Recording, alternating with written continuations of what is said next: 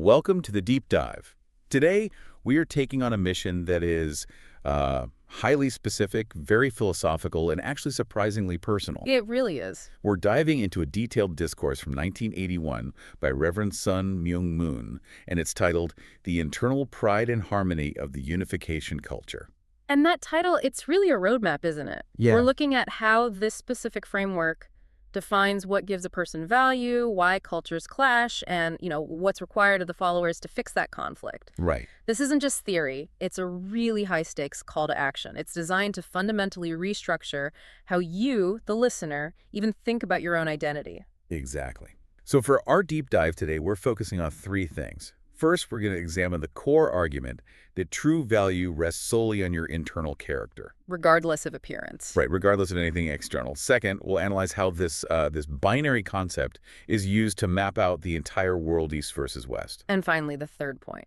And third, we'll get into the intense, sometimes really extreme discipline this philosophy demands of its members so they can become these designated cultural harmonizers. I think what's crucial to get from the start is the premise. The material sets up a really stark, non-negotiable binary. Between the internal and the external. Exactly. The whole argument just hinges on getting you to stop looking to the external world for pride.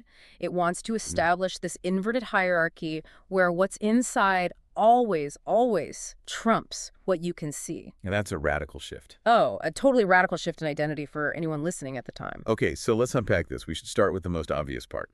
The illusion of external pride. Right. The source hits this hard. It really does. It argues that basing your pride on, external features, skin color, blue eyes versus brown eyes, even a thin versus a round face, it's just futile. It creates what the address calls a competition trap. It's endless. If you're proud of your blue eyes, someone else is just as proud of their brown eyes. They might think they're more protected or more exotic, so everyone ends up thinking they're number one. And the talk brings up this idea of double features. Yes, the external self that everyone sees, and then the internal self, which is completely invisible. And that invisibility is the key, isn't it? If you can't see it, how can you judge what really matters? Exactly. And this is where the philosophy introduces this profound idea of balance. The universe, it says, gets even. A kind of cosmic balance. Yes, and this is a foundational claim. It's psychologically very, very effective. It suggests that there's a counterbalance. So people who are show-offs on the outside. They often have an ugly internal character.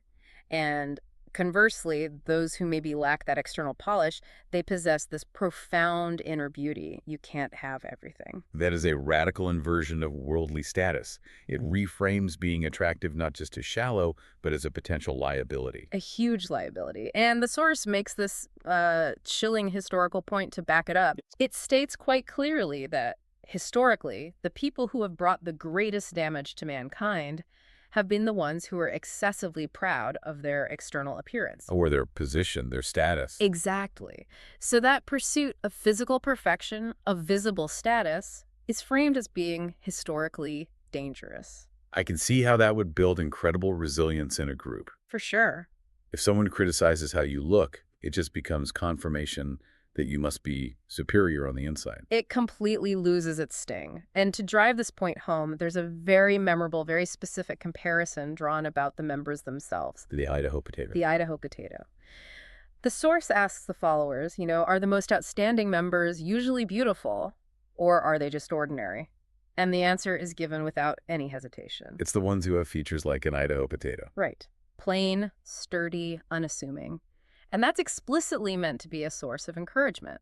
Not having conventional beauty isn't a deficiency. It's a sign you've been compensated internally with something far more valuable. So it's a system where the highest value is on something the outside world can't even see, let alone judge.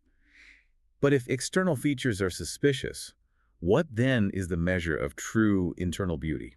Well, the address pivots right away to these really universal analogies, starting with hands. The contrast is between beautiful manicured hands, which the speaker notes will, inevitably lose their appeal around age 30. and the rough, calloused hands of a loving mother. Yes. Yeah. The psychological weight there is just immense. Those rough, working hands, they embody sacrificial love. And the source insists that those are the hands that move the heart of a filial son the most deeply. So true beauty comes from suffering and selfless work, not physical perfection. And this idea is then reinforced with a second analogy. eyes. Right. It contrasts beautiful eyes that shine with jealousy or selfish ambition. Describing them as the most fearful and ugliest eyes a person can have. And on the other hand, On the other hand, you could have unattractive or irregularly shaped eyes, but if they shine with mercy and compassion, they have a true magnetic power. okay, but I have to ask, how reliable is that system? If the only true measure is this invisible internal quality, doesn't that just become a subjective claim to shield members from outside criticism? That is precisely its function. The conclusion is that internal qualities are the only true determining factors. The value becomes so internalized that the outside world can't touch it. So you have to have pride in that internal self. You have to see it as your most valuable God-given treasure. And this leads right into that Queen of Queens concept. Exactly, because that internal status has to elevate you above all the worldly ranks. So a homely Unification church woman. Secure in her internal character, should see herself as the internal queen of beauty, the queen of queens. All the external beauty queens must ultimately bow down to her. And why is that? Because love based on looks, the source says, gets boring after a few days.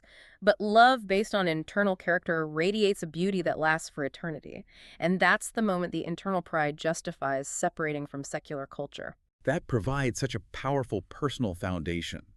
And once that pride is established, the philosophy immediately maps this same distinction onto the global stage. Yes, this is the bridge from personal value to a cultural mission. It positions the East and the West as living at these extreme ends of the internal-external pole. And this is where the cultural critique really ramps up. The West gets characterized as external, expressive. Communicative, direct, and critically, too hasty. That hasty label is such a fascinating critique. You see it in something as simple as saying thank you. Right, thank you. You're welcome. You're welcome. The Western way is described as just immediately moving on, not savoring the moment. And this forward momentum is even reflected physically. Yes, the analogy of high heels is brilliant.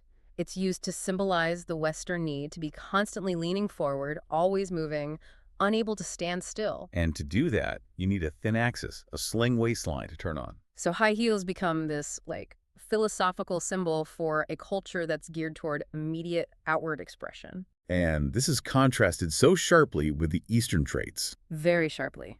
Valuing internal things, being quiet, reserved, passive, patient. The idea that silence is golden. Exactly. And it's given this philosophical depth. Silence lets you imagine infinitely, achieve perfect harmony. It's almost Buddhist, you know? Nothingness means no obstacle, so you can have perfect unity. So unlike that loud, quick Western laugh, The Eastern Reserve smile is meant to convey this deep appreciation that you savor. You don't spend it instantly. the consequence of this cultural mapping is pretty stark. The message is that the West leads in science and economics. The physical external reality. But that momentum has hit a wall. To find deeper meaning, Westerners must move toward the East for internal religious value. The synthesis isn't optional, it's a necessary correction. The West built the body, but the East holds the soul for the next stage of civilization. And this leads to the purpose of the Unification Church itself. They are the champion required to synthesize these two extremes. The source positions them as being more internal than even established Christianity. Which is why, it argues, the older churches call it heretical. The movement claims it's the next step in internal value. And this unique role requires a unique kind of follower. One defined by their ability to just absorb resistance. The source says members look dumb, maybe naive, precisely because they digest all the persecution thrown at them. Things like, you are brainwashed. Right, and they take it in without showing hatred or anger. The metaphor used is that they digest it all and they don't even have diarrhea. A very colorful metaphor. It is, but it's powerful. They rise above it without letting it poison their internal character. And that metaphor of digestion is crucial because it connects back to the bigger cultural claim. Yes, the address contrasts how easily Easterners like Japan with technology can digest and embrace Western culture versus how difficult it is for Westerners to digest Eastern languages and ways of life. So the West is culturally retreating. That's the claim. It lacks the capacity for that deep internalization. So since God needs a champion to embrace both East and West, that champion has to come from the East. Because of that inherent ability to digest and synthesize. Exactly. And this gives the members, the Moonies, a new, powerful identity. They are the ones destined to harmonize all cultures. East, West, the spirit world, the culture of God. to create the ideal culture of the future. And it's an act of defiance, too, right? Taking a derogatory term like Mooney and just inverting its meaning. Also, The source explains that phonetically in Korean, the term can mean design of the fabric or harmonized discussion. so they take the external insult and redefine it internally. As an identity built on creation and synthesis, it's clever. But this capacity for spiritual and cultural digestion, it requires intense discipline.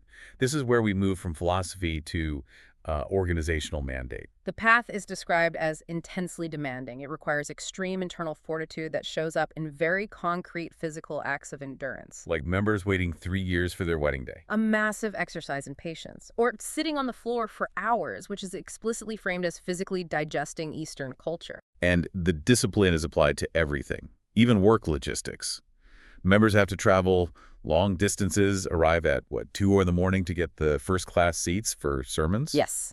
And new graduates on MFT, the mobile fundraising teams, they have to deliberately go way down to the bottom to start over. To prove their humility and endurance? Right. It's a complete conditioning process, internal and external.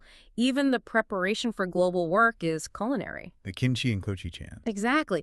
Forcing yourself to eat these intensely spicy Korean foods, it's not about nutrition, it's about building resilience so that you will not be bothered by the food anywhere in the world. The path is described as being like holding the tail of a tiger. You can't let go, but the intensity means you're never bored. What's so interesting, though, is how the source balances this physical hardship with claims of intellectual victory. Yes, it emphasizes that while the average person might be opposed because of the media, the world's intellectuals and scholars are coming to support the movement.